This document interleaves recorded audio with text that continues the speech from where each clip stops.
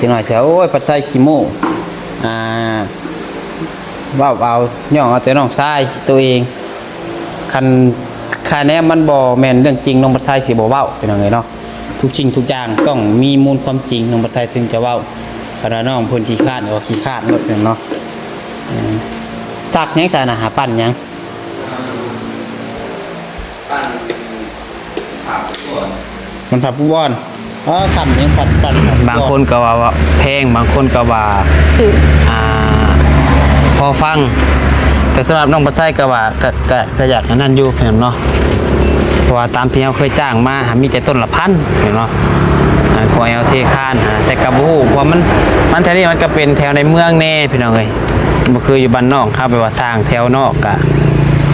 เพิ่นก็สิเอาถึกแน่อะไรพี่น้องเอ้ยเนาะ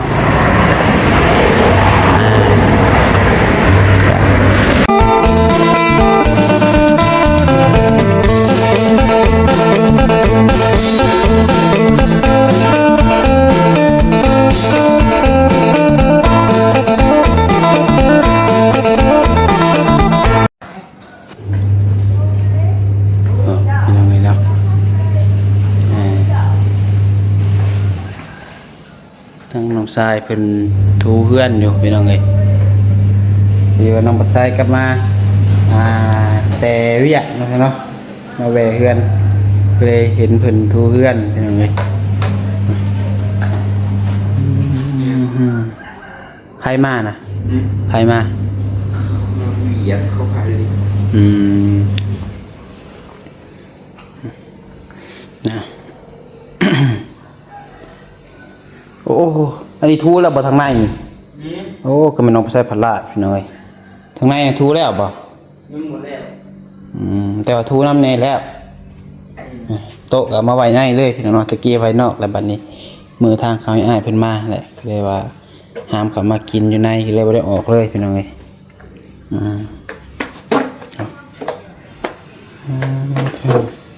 ทางนอกเขาบ่ทูคักบ่ได้ก็ได้ทูกับมันเปื้อนคือเก่ามันจะจ่ายว่ามีคนสิมาหลินมียังแขกคนสิมาจึงทูก็ได้แต่ก็คันดุว่าทูแล้วคันดุกะยันดาขี้ข้านกันงั้น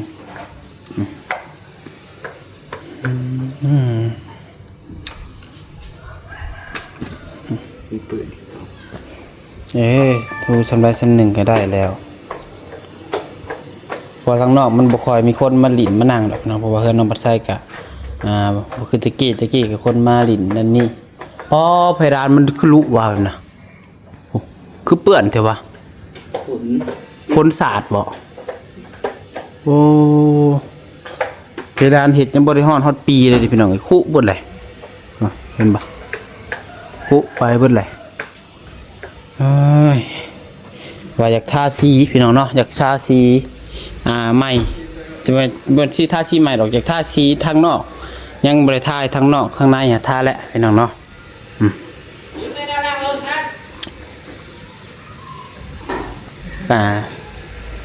โอ้ตกทางนอกนี่บริทาเลยเนาะเดี๋ยวหาเก็บเงินได้แล้วก็จังสีคอยซื้อมาไว้ท่าอย่างเนาะบางเถื่อแม่เราอยากท่าก่อนจัดงานเนาะสมมติว่าจัดงานแต่งอย่างบางเถื่ออาจ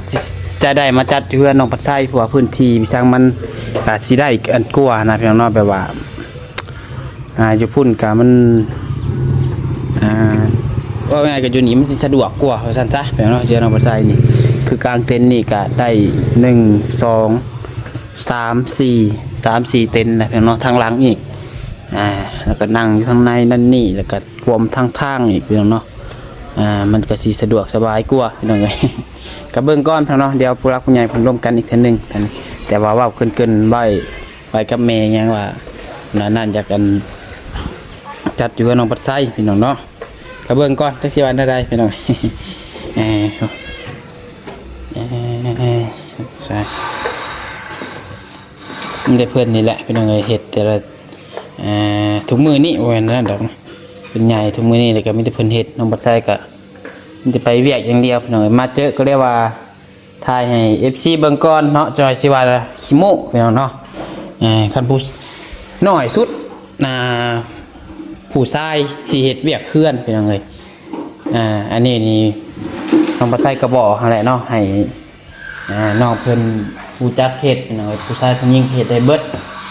เพราะว่าพ่อแม่ก็ฮะ เริ่มเป่าเป็น ว่าพ่อแม่ก็บ่มีเวลาขายเครื่องเอาซั่นซะอันนี้ก็ยังว่าสิเมียนก็บ่ได้เมียนเลย6แน่พี่น้องเอ้ย บ่ได้ไปห้านบ่ซะมื้อนี้ ใช่นะโดนไหน ฮะ โดนนี่เจ็ดแดกเลย ไปล้างถ้วยเฮ็ดคักอยู่ว่าคอมหาซื้อมาลินนะครับ ถึกใจ แม่ สบายดีป้าลุงหรือบ่ สบายดี คักอยู่เนาะเดี๋ยวน้องบ่ใช่บ่ค่อยฮู้บ่ได้ดอกพี่น้องเอ้ยลิ้นยังแน่สิว่าเฮ็ดยังแน่แล้ว มีเย็นนั่นหนึ่งครับเด็กนั่งดิบนี่เลยเด็กว่าพวกสาอยู่เพชรวานอยู่แอปเพชรวาน ได้เงินบ่ เบอร์สามหูแต่งหูสิ มักแต้มรูปอีสังนี้คล้ายๆแบบแต้มรูปสั่งรูปนี่ แต่ง รูป นี่ ขอเฮ็ดไปขอเห็นรูปไปเดี๋ยวบ่แล้วตัดอันนั้นให้อ้ายเนี่ยสิส่งอันนั้นให้รูปไปพรบ่มีขี้ดินนี่สิดอกพี่น้องเนาะเดี๋ยวซื้ออันทูมาให้ใหม่ดูพรบ่เปื้อนเพราะมันนะใครก็บ่ทูอยู่พี่น้องเนาะกันจังหน่อยเสียโอ้ยปัดใส่ขี้โม่ว่าเอาย่องเอาแต่น้องชายตัวเองคันแน่มันบ่แม่นเรื่องจริงน้องปัดใส่สิบ่เว้าพี่น้องเอ้ยเนาะทุกสิ่งทุกอย่างต้องมีมูลความจริงน้องปัดใส่ถึงจะเว้าคันว่าน้องเพิ่นขี้คร้านก็ขี้คร้านหมดเนาะซักหยังซะน่ะหาปั้นหยัง ปั้นผ่าก่อน มันผับผู้บอลคำยังผัดปั่นผับผู้บอลมันสีแห้งทันบ่ นี่แห้งไว้ผ่าก่อนในสาม ข้าวสักเลยพ่อ ไก่ เครื่องเป็นคนสักทุกมื้ออย่างเนาะประมาณ2 มื้อสักเทื่อหนึ่ง2 มื้อสักเทื่อหนึ่งรถคันนี้ก็จอดไว้เลยเพราะว่าเป็นรถป้าแล้วเพิ่นไปอยู่เฮ็ดเวียกอยู่ไทย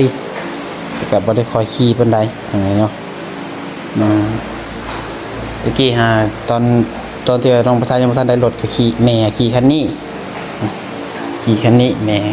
แล้วน้องประชาขี่รถแม่วันนี้แม่ก็ขี่รถคันนั้นแหละขี่รถเป็นเองรถพายรถมันเลยนะน้องประชาก็กำลังรถแล้วแน่พี่น้องกินนี่ก็ได้ทางน้องเบลเพิ่นขี่รถน้องชายไปซื้อเครื่องเพิ่นก็ล้างรถล้างแล้วพี่น้องเอ้ยล้างรถให้เฮ็ดให้พ้นตกพี่น้องเนาะเดี๋ยวจะมาหาเพลมันเสร็จมันจังหมองามคือเก่าพี่น้องเอ้ยเนาะฮู้จักขี่ต้องฮู้จักรักษารถนี่น้องชายเป็นคนที่ว่าหักรถแพงรถพี่น้องเนาะประมาณนี้ล้างหัวดับพ้นตกอีกจังหน่อยพอแห้งเนาะโอ้ยทำความสะอาดมันจังนั่นจังไงมีแต่ย้ำต่อยหลังกินโอ้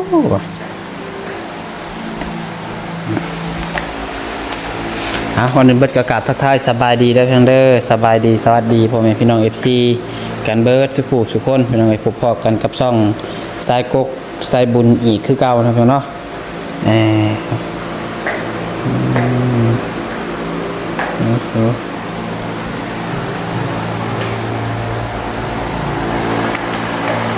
เมื่อยได้พี่น้องเฮ็ดเวียกอยู่บ้านเวียกเพื่อนนี่ก็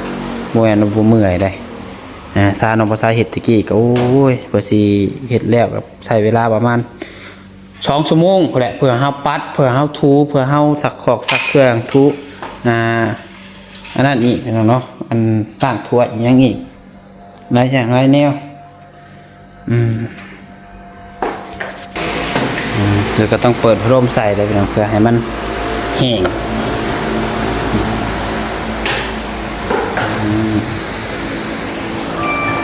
ให้เพิ่นทูก่อนพี่น้องเดี๋ยวน้องปัสแซกะเดี๋ยวสิไปออกไปนอกก่อนเดี๋ยวก็มันเกลือช่วงแรงสิเข้าไปเพื่อนน้องเบลอย่างเนาะเดี๋ยวมาไปเตยไผบ่มีดากฮะเอาเจ้าเขาคือว่าบ่มีดาก ดักแหลมไทยเชียงควางดักแหลม แม่นบ่ดากแหลมดากน้อยบ่สู่ไทซิโนบ่ตัวไทยยังตัวซะ ไทยเชียงควาง ใช่ป่ะไทยซิโนไทยซิงควงดักแรง เบาเด้อจันเด้อ เสียงบอลรถ เด้อในว่าเสียงอะไรกัน คอยบอกกัน หนวดโค้งในไหนเบื้องแปลงดีๆเนี่ย คอยสิเป็นนั่นคอยมีพอนะ พอนะ พอไม่น้องเป็นบันดาลใจแห่งบันดาลใจ คักแค่ไหน พอแบง พอแบงจะอยากเป็นคือพอแบง ก็สิจงว่า จงโลดเขาบอกให้ FC ของเราปัดนะเทบ่ ไม่แท้พี่น้องเอ้ย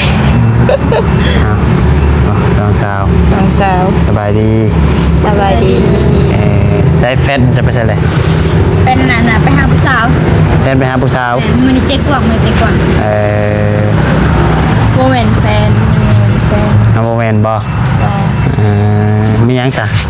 ตอนนี้อยู่ในฐานะหยังซะ พัดลมบ่ไอ้น้อง ไอ้น้องไอ้น้องกันไอ้น้องอ๋อโอเคไอ้น้องไป ไปครับบอก คือว่าเห็นไปใช้ ยัง ไปบ่ หมูได้พร้อมไป อยู่นี่ก่อน ไอ้หมูเท่น่ะบ่ได้ ใช่คือว่าเห็นนั่นเป็นสั่งเล็กมาให้สั่งมาเลย สั่งแล้ว มีเสื้อ ใช่ได้สั่ง ทรายยัง ใช่ฮะ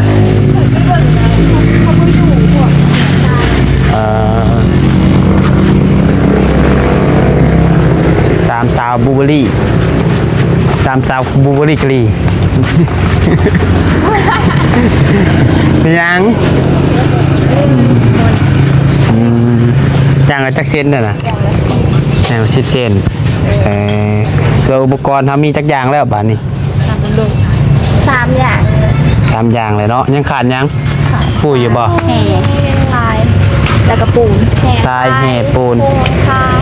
บ่เอาตัวนี้ก่อนเอาตัวขั้นตอนอันตั้งเสาก่อน คือตอน ทรายแล้วก็ปูน ยัง3อย่างเนาะ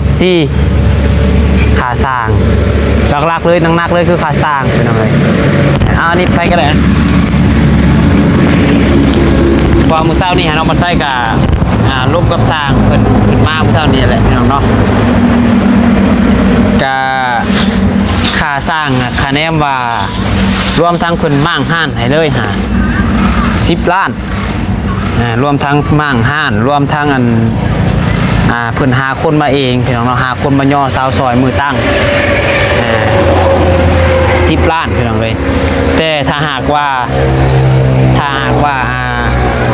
เฮามั่างเองเพิ่นก็ลดลงล้านหนึ่งเฮามั่างห้านเองเฮานี่นะ ได้เรื่องมากบ่มีปัญหา ได้บ่ไปเตยก็มั่างเป็นบ่ โอ้เรื่องมาก เนาะ ตึงหนึงแล้วเนาะ ได้ก็ได้อยู่แล้วมั่างเนาะมั่างเองก็ได้เนาะ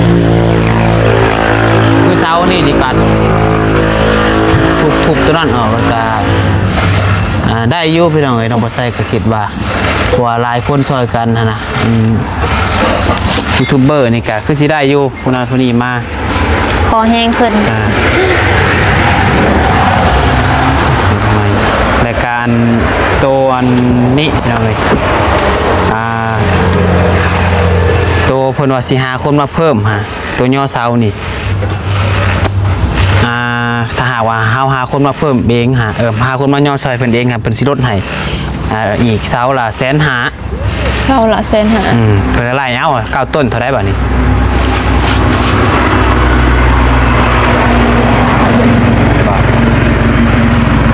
ขึ้นหน้ามาเบิ่งไผก่อน ล้านปลายบ่ล้าน ล้านสองล้านสามเนี่ยเนาะประมาณล้านสามแล้วมันก็ลดไปอีกจาก10 ล้านลบออกสมมติว่าค่ามั่ง5 ล้านหนึ่งก็เหลือ9 ล้านเนาะแต่ตัวนี้อีกล้านปลายก็เหลือประมาณ7 ล้านนี่แหละ7 ล้านก็ตีไปเกือบ10,000 บาทนี่แหละเป็น10,000 ประมาณ10,000มันภาษาไทยเบิ่งคร่าวๆนะบางคนก็ว่าแพงบางคนก็ว่าพอฟังแต่สำหรับน้องปัจจัยก็ว่าก็อยากนั่นอยู่เห็นเนาะเพราะว่าตามที่เราเคยจ้างมามีแต่ต้นละพันเห็นเนาะกว่าเอาเทคานแต่กระบูเพราะมันแถวนี้มันก็เป็นแถวในเมืองแน่พี่น้องเอ้ยมันคืออยู่บ้านนอกครับไปว่าสร้างแถวนอกกะเพิ่นก็สิเอาถึกแน่อะไรพี่น้องเอ้ยเนาะ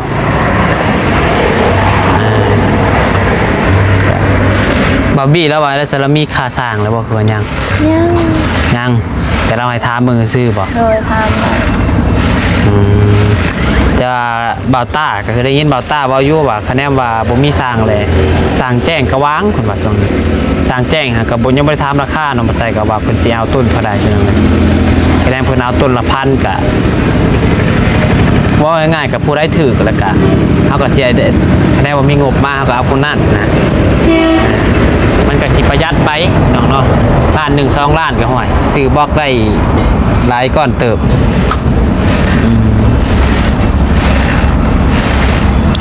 นั่นว่ามีคนมาถามก่อนน้องโบมื้อเช้านี่เพิ่นไปล้างรถเนาะเนี่ยคนมาถามว่าค่าจ้างค่าหยังเท่าใดก็บอกเพิ่นสมมุติว่าหาคนในบ้านนี่บ่มีดีบ่แต่ว่าญาติพี่น้องก็ได้ญาติพี่น้องกันจัก4-5 คนก็ได้นะมาบอกเพิ่นว่าเรือบ้านเท่ากันเขาย่อซอกเขาตักเงินใหม่หาคนในบ้านได้แล้วยามแรงมากแบบเห็นเขากินในเพิ่นก็เฮาเฮ็ดตอนเช้าเลยนี่แหละเฮาสมมุติเฮายอดตอนเช้าเฮาก็เฮ็ดสู่มันกินตอนเช้าแล้วก็ตั้งแล้วก็แยกย้ายก่อนอ้ายถามไม่เฒ่ามื้อเช้านี่แล้วว่าบ่มีแท้นี่เนาะได้เจอเขาก็คือว่าไกลกันแท้คนละบ้านบ่แล้วติดตะบักสุกันแต่ว่าเป็นคนละรัก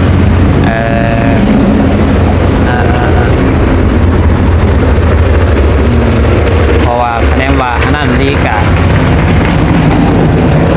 หาคนในบ้านนำแต่คือว่าพี่น้องเฉพาะพี่น้องเฮาก็ได้ไปจักคันเพิ่นวางบอกเพิ่นมือเฮาสิย่อหั่นนะเสียสละมาได้บ่จัก3-4-5 คนก็ได้นะรวมกับสร้างคนว่า3 คน 4 คนนี่แหละแล้วก็ยูทูบเบอร์อีกเด้พี่น้องเนาะก็หลายคนมามันก็สิได้อยู่เพิ่นว่าสาวสำนี้บ่เกิน10 คนดอกคนน่ะสิได้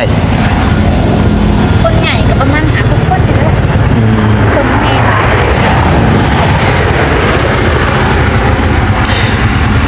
มีแต่ว่าถ้าพังเบิ่งซะเนาะว่างบเฮาก็ยังหลักๆคือค่าสร้างนั่นแหละอุปกรณ์ตัวตั้งเสามันเทคานพวกปูนซั่นคือสิพออยู่เบิ่งทรงนี่เนาะตัวขั้นตอนนี้พอเราแจ้งตัว11,000แล้วเฮาก็ซื้อเหล็กนี่จะว่ามาซื้อแต่เหล็กเพราะว่าแห่ทรายนี่ก็ซื้อมาจากแนวละเครื่องก่อนก็น่าจะพอไปหน่อยเนาะน่าจะพอปูนก็บ่เกิน10 สอบดอกปูนกันมาเป็นเรืออยู่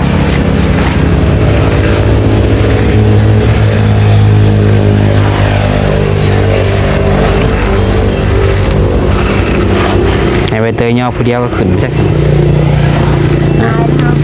ฮะตายแล้ว บ่ตายย่อซะนี้ตายเขาถักคอเขาตาย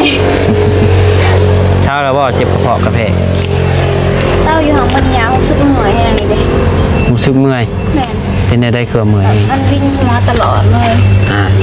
ย่างก็วิ่งเห็นยังก็วิ่งก็แบบนอนมันวูบบ่มันวูบก็หนาเมื่อยแฮงแล้วก็แบบยังในท้องหน่อยนึงย่างก็หาใจแบบหอบผืดหอบพืชใส่ขินหอนนิ้วป่ะจ๊ะหอบผืดโอ้ยมันจะคนเจ็บคนเป็นเลย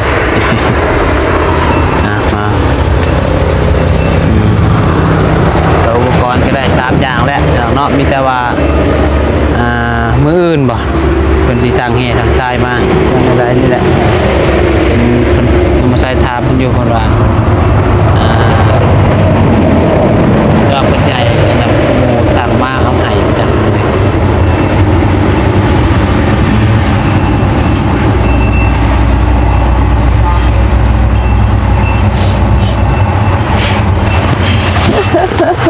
ไม่เห็นเงาเงยพอน้องมาใส่ก็กลับมาแต่พุ่นเว้นแน่มื้อนี้ก็ได้บ่ได้ขึ้นหาน้องน้อยซ้ำไปแต่ส่งอิฐบล็อกให้ทางบ่สร้างแล้วก็กลับลงมาไปน้องเอ้ยลงมาที่แรกว่าสิเข้าสวรรค์เข้าไปเครื่องสวรรค์แต่ว่าเพิ่นฝากมาแล้วเลยบ่ได้เข้า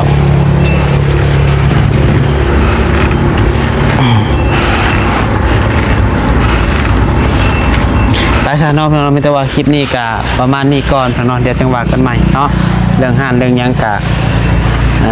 ว่ากันอีกเทื่อนึงพี่น้องเอ้ยจะสินอะไรต่อเพราะว่าเรื่องมากน้องปัสไซคิดว่าน่าจะได้อยู่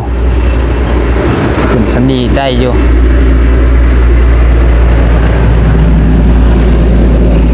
คือสิมีแต่คนถนัดในดอกมากบ่ได้ดีกับเอิ้นบ่าวต้ามาบ่าวต้าก็เป็นจ้างอยู่ สั่งมากเลย ถูกเลยว่าเห็นว่ามากแล้วก็จนใจเราอยากเอาสังกะสีสังมันไหวแน่แหละ เราก็มาไปตามขั้นตอนเด้ แต่ว่าคันดีแท้กับคันนั้นก็ดีกับสร้างผู้ใดเพราะมันจังนั่นน้อมจะคันแต่ว่าคันว่าคนมากให้ฟรีแค่นี้มันจ้างกันเป็นล้านกันไว้เก็บเงินไว้ซื้ออื่นดีกว่าเป็นยังไงสำหรับน้องปัสไซคิดนะน้องปัสไซกับผู้หนึ่งที่ซอยดอกไปมากคันนี้เห็ดแดดโมเป็นเห็ดนะย่อมคันมากเลยเป็นอยู่ ทาสีเป็นบ่ ทาสีฮะโอ้รับตาท่ากองก้นท่าก็ได้กองก้นท่าว่าหยอกเป็นยังไงก็พอได้อยู่ผสมปูนกอนั่นนี่ก็ได้อยู่เล็กน้อยแต่ว่าเห็ดมันก็บ่เป็นมันต้องมีทางใหญ่อะไรเวลาคะแนนนั่นไอเห็ดก็พอไอก็ได้พอไอบ่มีเวลาจ้างบ่จะจ้างพอไอ50 ล้านขาดโตก็เอลเทคานก็เอลเทคาน50 ล้าน โอ้บ่เป็นยัง นะ ยันพอจะเมื่อย มุงหลังคา100 ล้านเอาแบบรวยได้เห็ดบาทเดียวอัน เฮ็ดเดียวสิซื้อรถใหญ่เลย เห็ดบาทเดียวจุกรถใหญ่เลยรถ เร็วอะไรมันขาสั่งไปแล้วมาแต่เมียบอก บอสซื้อรถใหญ่บ่แต่งเมียบัดนี้ ทิมเมียเหรอปะ บ่แต่งบ่เอาแหละ สวยแท้ เอาโอเคแล้วเพียงเด้อเดี๋ยวจังหวะกันใหม่พอหยอกน้องเพิ่นสบายดีเด้อ